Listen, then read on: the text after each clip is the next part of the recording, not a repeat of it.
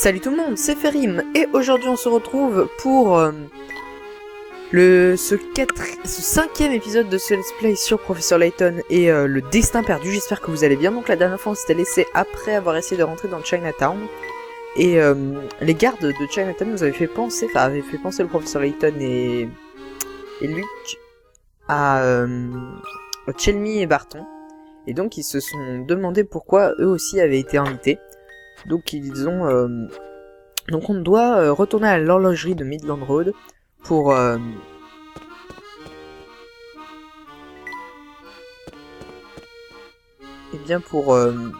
retourner dans le présent. Au fait, quand est-ce que le phare sur la Tamise a été construit? Il y a 5 ans environ. Personne ne s'est plaint de l'emplacement si particulier de ce phare. Quels avantages peut-il y avoir à ériger un tel bâtiment au-dessus de la Tamise? J'en sais rien, j'en sais trop rien, professeur, mais le moment est mal choisi pour parler d'architecture. Nous devrions nous rendre à l'horlogerie. Et lui, je crois qu'il va falloir... Oh, comme je suis con... Voilà, oui. Très bien, quel est le problème? Ce n'est volatile là-bas. Cette horrible créature m'a agressé et a volé mes boutons de manchette. De quoi parlez-vous? Oh, ça doit être l'oiseau dont parle cet homme. Quel superbe perroquet. Ne restez pas monté là, attrapez ce monstre avant qu'il ne s'enfuit. Je suis désolé de vous dire cela, monsieur, mais nous sommes appréciés, voyez-vous. Mais enfin, grand Luc, tu sais ce que dit toujours le professeur, un vrai gentleman aime toujours ceux qui en ont besoin. Et nous ne devrions pas faire mentir le professeur, n'est-ce pas? Très bien, réfléchissons un peu, cet oiseau a l'air d'aimer les objets brillants. Pardon, monsieur, auriez-vous un objet brillant que nous pourrions vous emprunter? Mais bien sûr, quelle sorte de gentleman pourrait sortir sans les accessoires indispensables? Tenez, j'ai sur moi un rubis que je ne porte que lorsqu'il me faut ajouter un peu d'éclat à ma tenue. Oh non! Quel problème! Mon rubis est tombé tout au fond de ma valise et je n'arrive pas à l'attraper. Vous ne nous facilitez pas la tâche, monsieur.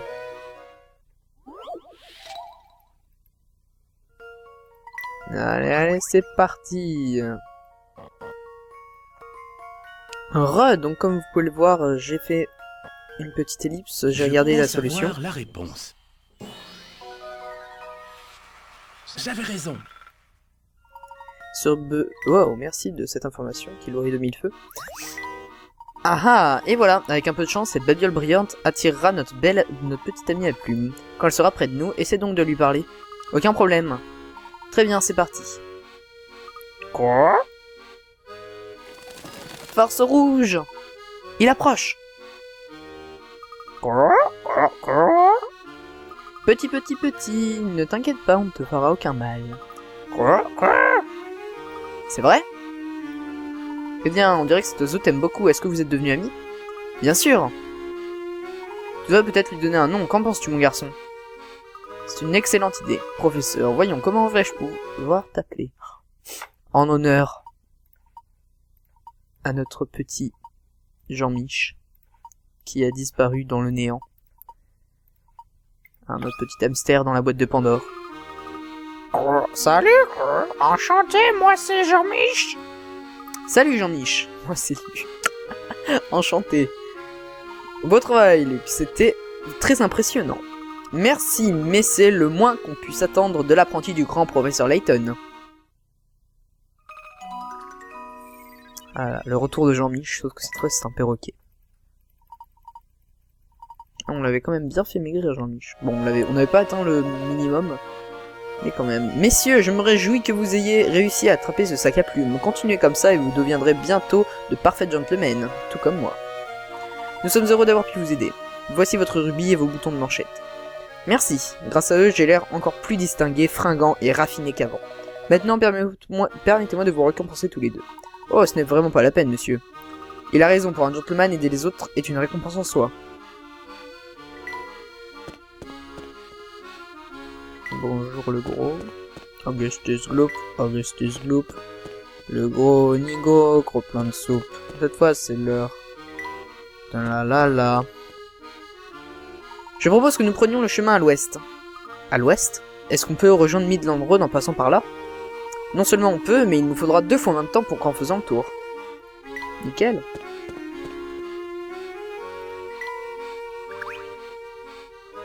Midland Road se trouve de l'autre côté de cette porte. Ne bougez pas, je vais l'ouvrir. Hé, c'est verrouillé. Verrouillé? Impossible. Laisse-moi faire, petit Luc. Je vais l'ouvrir. Étrange. C'est vraiment verrouillé. Regardez tous les deux. Il y a une curieuse série de chiffres sur la porte. Oh non. Oh là là. Oh. Liberté, égalité. I don't aime ça. Bon, bah c'est l'heure de l'ellipse, encore une fois. Alors. Je suis allé voir la solution. 2, 3, 1, 5. Je crois que c'est ça normalement. Voici ma théorie. J'ai eu peur parce que la dernière image, Victoire! ça failli viser la tête en fait. Oui.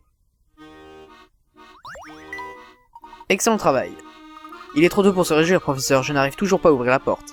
Si ce n'est pas ce verrou qui bloque la porte, qu'est-ce que cela peut-il bien être? Eh bien, je crois qu'il est temps de passer au plan B. Ce n'est pas très raffiné, mais je crains qu'il ne nous reste plus qu'à enfoncer la porte. En effet, il me semble que nous n'ayons pas d'autre choix. Tout le monde est prêt? Tous ensemble, à 3. 1, 2, 3. Ah!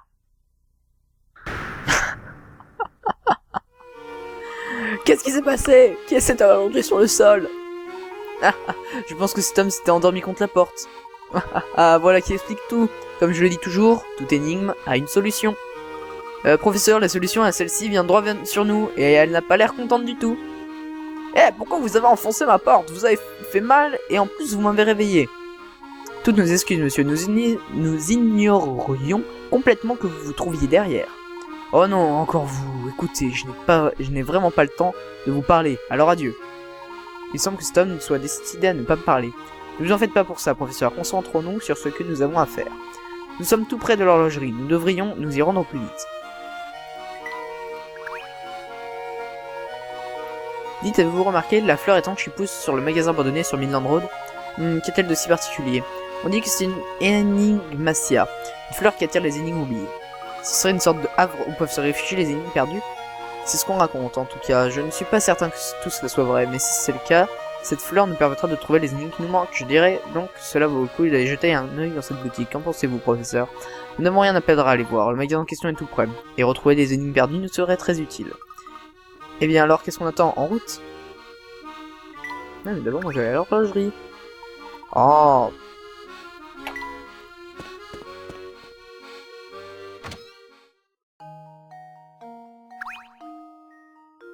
Attention, professeur! Il y a un bourdon là-bas! Allons, Luc. Je suis sûr qu'il ne nous fera rien tant qu'on ne le dérangera pas. Si vous le dites, professeur. Je n'ai jamais vu de bourdon comme celui-ci auparavant.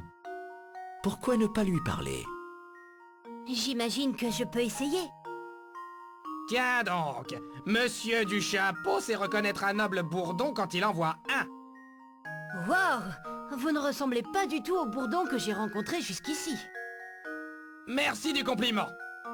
J'ai toujours été un original. Mais je fais ce que je peux pour m'intégrer. Vous vous intégreriez peut-être plus facilement si vous ne parliez pas autant. Merci du conseil, petit génie. Écoute, il y a une chose importante dont nous devons parler. Tu te demandes parfois ce qui arrive aux énigmes perdues? Eh bien, elles finissent chez moi. C'est à cause de ce qu'on pourrait appeler l'attraction animale. Hé! En fait, vous faites la même chose que Mamie Mystère, c'est ça? Minute, papillon. Je sais pas de qui tu parles. Je suis Dardar, pas ta grand-mère, ok? Écoutez bien tous les deux.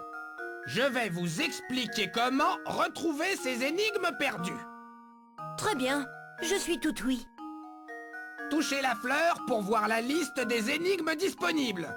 Ça va, c'est pas trop compliqué? En tout cas, dès que vous avez l'impression d'avoir perdu la trace d'une énigme, passez me voir. Vous avez tout suivi? Si vous avez rien écouté, je vais finir par prendre la mouche, hein. La mouche est... Non, rassurez-vous, tout est parfaitement clair. Parfait. Occupez-vous donc de ces énigmes. Et en silence. Je veux pouvoir entendre une mouche voler.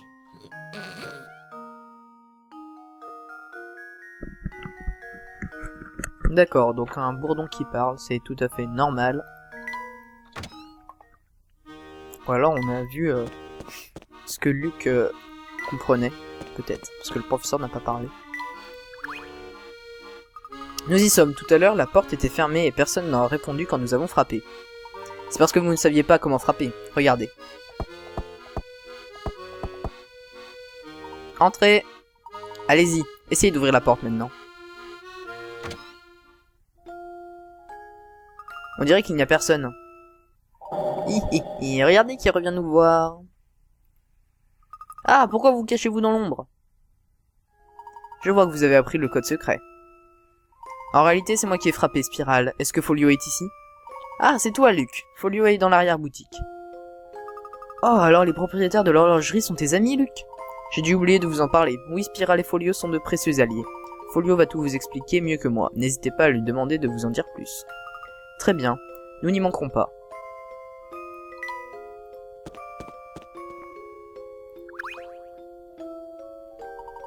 Il semblait bien avoir entendu quelqu'un. Ravi de vous revoir, professeur, et toi aussi, Luc, l'apprenti du professeur Layton. Ah oui, c'est vrai, Luc, bien sûr. Folio, pourriez-vous leur raconter comment tout a commencé?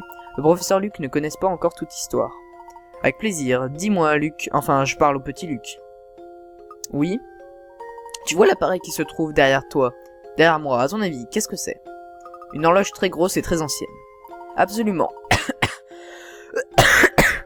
Excusez-moi. D'après mes estimations, cette horloge a plus de 100 ans. Elle demande énormément de soins et je passe beaucoup de temps à la maintenir en état.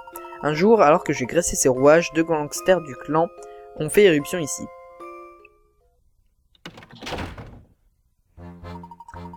Voilà, je suis sûr que c'est ici que le patron voulait qu'on vienne. Sûrement. Et regarde là-bas, ce doit être la grosse horloge dont le patron nous a parlé. Eh, vous! Que vous prenez... Pour qui vous prenez? Sortez de ma boutique et ne touchez pas à mes horloges. Du calme, papy, tu ne sais pas à qui tu as affaire. Au contraire, je le sais très bien, 2 andouilles qui refusent de quitter ma boutique. Eh, si j'étais vous, je resterais poli, mon vieux. Maintenant, laissez-nous travailler, nous n'avons pas que ça à faire. Oh, restez pas là, regardez les mouches voler, bande d'incapables. Mettez-vous au travail. Vous savez qui n'aime pas beaucoup quand ses affaires prennent du retard. Désolé, Bostro. On fait ce qu'on peut, mais le papy ne nous facilite pas la tâche. Et alors, vous savez quoi faire dans ces cas-là? Mettez-moi ça à la porte et que ça saute. Lâchez-moi, espèce de brute. Du calme, papy, on va juste aller faire une petite balade, d'accord? Ne vous avisez pas de poser vos sales pattes sur mon horloge vue. Nous sommes tout juste dans les temps. Il ne reste plus qu'à régler ce truc sur l'heure indiquée par le Big Boss.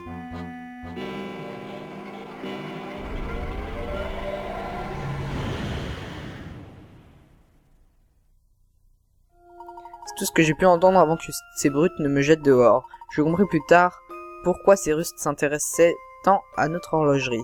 Le clan a financé la construction d'une machine à voyager dans le temps, semble-t-il. Je crois qu'ils avaient besoin de créer une sorte de vortex ou de portail. Comment ont-ils réussi cet exploit? Tout ça me dépasse, ils ont parlé d'ouvrir un couloir dans le cours du temps, quelque chose comme ça. En tout cas, pour une raison ou une autre, leur plan ne s'est pas tout à fait déroulé comme prévu. Je vois, et ce vortex s'est formé directement dans ou près de votre horlogerie? Exactement, cette horloge est là depuis plus d'un siècle. J'imagine que c'est parce qu'elle est aussi ancienne que le vortex s'est formé autour d'elle. Et oui, le vortex s'est formé ici, il est devenu partie intégrante de cette horloge. Ce que je n'avais pas prévu, c'est que je sois la seule personne capable de m'occuper d'elle. En d'autres termes, que ça leur plaise ou non, je suis le seul qui puisse ouvrir ou fermer le vortex. Ça, c'est bizarre. Ce n'est pas un cadeau, crois-moi.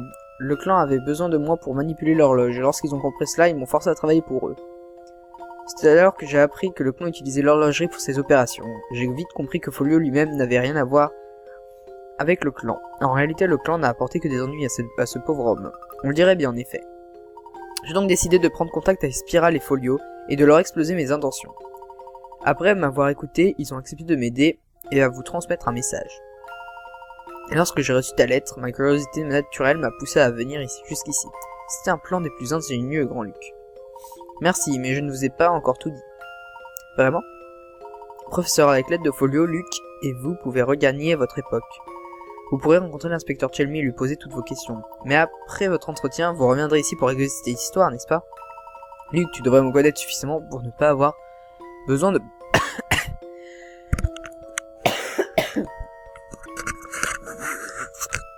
Excusez-moi, je suis un peu malade. Posez cette question, je tiens toujours mes promesses, et j'ai bien l'intention de faire la lumière sur ce qui se passe ici. C'est le devoir d'un vrai gentleman. Merci professeur, j'espérais bien j'espérais bien vous entendre dire ça. Je n'imaginerais pas laisser cette affaire en l'état. Tu l'as dit, Grand Luc, seul Herschel Layton est en mesure d'arrêter Herschel Layton. Ah, absolument, je ne suis désolé, professeur, je n'aurais jamais dû douter de vous. Bon, bah... faut qu'on retourne dans le présent. On dirait que vous n'avez pas... Hein, quoi? Vous voulez que votre enquête progresse, il va falloir que vous vous donniez un peu plus de mal. Qu'entendez-vous par là, exactement? Pour que je vous renvoie dans votre époque, il faut... Non... Bon. Ellipse... de résolution d'énigmes. Re tout le monde. Donc ça y est, j'ai résolu les 30 énigmes. Nous allons pouvoir retourner dans le présent. Voyons voir, vous avez résolu au moins 30 énigmes. Oui, votre enquête a suffisamment progressé pour que je vous laisse retourner dans votre époque. J'espère que ce que vous apprendrez vous aidera à changer les choses ici. Je l'espère aussi. Maintenant, mon cher Folio, pourriez-vous vous faire démarrer l'horloge?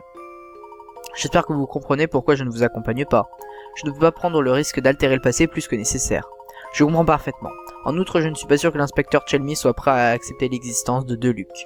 Dommage, j'aurais aimé voir la tête qu'il aurait faite en rencontrant le grand Luc. Très bien, tout est prêt. Attention au départ.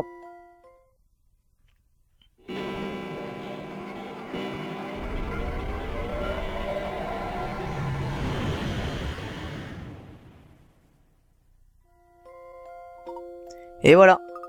Oh, je me sens pas très bien. Est-ce que ça va, Luc? Tu es tout pâle. J'ai un peu la nausée, mes oreilles bourdonnent et j'ai les jambes en coton. Je reconnais les symptômes, j'ai ressenti la première fois que j'ai fait le voyage. Bien, Folio, nous allons vous laisser poursuivre notre enquête. D'accord, je vous attends ici. Frappez à la porte en utilisant le code secret, je vous ferai entrer. Parfait. Je me demandais justement comment nous pourrions vous contacter pour repartir. Ne vous inquiétez pas, je ne bougerai pas d'ici avant votre retour. Cela dit, essayez de pas trop traîner. Spiral et moi, nous sommes attendus pour le dîner. Oh là là, monsieur est attendu. Cela ne fait aucun doute, professeur. Nous sommes de retour à notre époque. Ces lieux m'ont l'air familiers, en effet. Puis ouf, tous ces voyages dans le temps m'ont épuisé, vous savez. J'aimerais qu'on ait le temps de se reposer, mais nous devons pas faire attendre Folio. Vous avez raison, vous voulez aller voir l'inspecteur Chelmy tout de suite? Nous irons le voir, mais d'abord j'aimerais passer à mon bureau à l'université. Ah, vous avez changé d'avis, vous voulez faire une pause? Pas du tout, je dois simplement vérifier quelques détails avant de rencontrer l'inspecteur Chelmy. On ne peut pas mener une enquête sérieuse sans une préparation adéquate, mon garçon. Comme vous le dites, professeur. Maintenant que nous sommes de retour, nous pouvons atteindre l'université en quelques minutes. Il nous suffit de prendre le bus. En route, Luc. Qu'est-ce qu'il veut, lui, encore? Tiens, comment allez-vous, messieurs? Très bien, merci, c'est toujours un plaisir de vous revoir. Me revoir? Comment ça, me revoir? Je vous ai vu passer et je me suis dit que j'allais vous donner un bon conseil, voilà tout. Très bien, je vous écoute. Peu de gens le savent, mais lorsque vous résolvez une énigme, vous obtenez...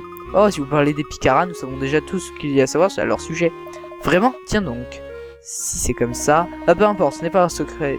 Ce n'est pas comme si c'était un secret de toute façon. D'accord, mais merci quand même. Il faut que nous partions maintenant, nous avons beaucoup de travail. Une seconde, ne partez pas comme ça, j'ai une énigme pour vous, voilà, une belle énigme.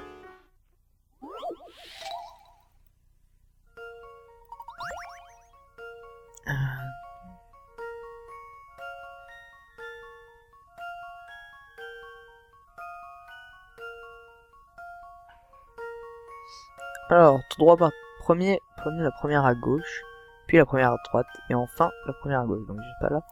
Hop, première à gauche. Là, ici il n'y a pas de première à... Donc tout droit, première à gauche. Non. Première à gauche. Première à droite. Non. Alors ici, non.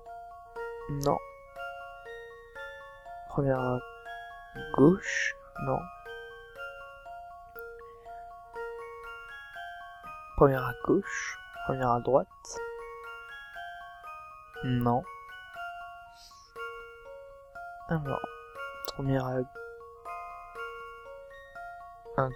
gauche. Ce sera toujours droite. Non, Ouais, bref, on s'en fout, on n'a pas besoin de la résoudre pour continuer l'histoire.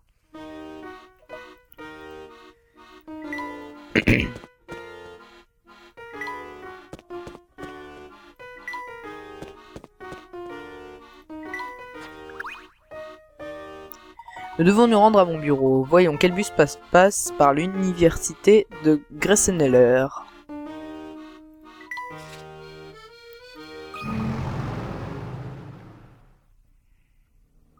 Je vous avoue que je suis un peu perdu avec tous ces voyages dans le temps. Où en sommes-nous exactement dans notre enquête? Ah ah ah, tu te sens un peu désorienté mon garçon, je ne peux pas t'en vouloir. Après tout, on ne voyage pas dans le temps tous les jours pour rencontrer son alter ego du futur. Pour tout vous dire, j'aimerais bien que nous fassions le point sur ce que nous avons appris. Très bien, essayons de te rafraîchir la mémoire. Te souviens-tu pourquoi ton alter ego nous a fait venir dans le futur? Pour mettre un terme aux agissements du professeur Layton maléfique. Et plus précisément, que voulons-nous l'empêcher d'accomplir? Ah oui, nous voulons l'empêcher de finir ses recherches sur le voyage dans le temps. Exactement, c'est d'ailleurs pour cette raison que nous voulions nous rendre à Chinatown. Ah oui, tout cela me revient maintenant, mais finalement nous n'avons pas pu nous rendre à Chinatown. C'est alors que vous avez dit que vous aimeriez poser quelques questions à l'inspecteur Chelmy. Oui, mais à ce moment-là, je ne savais pas que nous pourrions revenir à notre époque pour cela. En fait, nous avons beaucoup de chance, non? C'est possible. Possible, vous n'avez pas l'air convaincu. Est-ce que quelque chose vous tracasse? On peut dire cela, et c'est d'ailleurs la raison de notre présence ici. Ah, voilà notre arrêt. Nous allons passer à mon bureau, puis nous irons rendre visite à l'inspecteur Chelmy.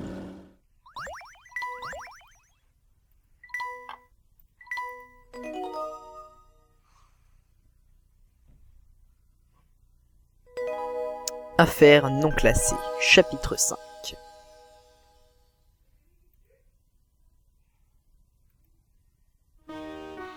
Il faut que je passe à mon bureau. Il y a quelque chose que je voudrais vérifier. Après cela, nous irons trouver l'inspecteur Chelmy.